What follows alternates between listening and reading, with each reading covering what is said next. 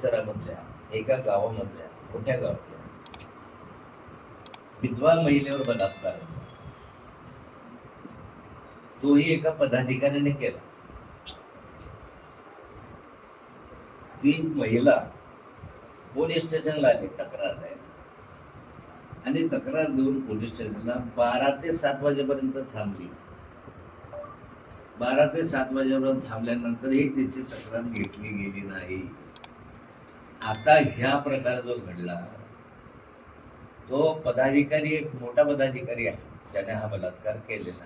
ही महिला एक विधवा आहे, तिला मुलगा नाहीये आणि अशा स्थितीमध्ये तिची नोंद न घेणं गंभीर गुन्हा आहे. आणि मग तिला शेवटी धमकवून त्याने पाठवून दिलं 7 वाजता. पण ही सगळी घटना जी आहे ते त्यांच्या CCTV मध्ये आहे पोलीसच्या. आणि CCTVचं फुटेज मला द्या म्हणून मागणी केलेली आहे. अजूनपर्यंत मला CCTVचं फुटेज मिळालेलं नाही.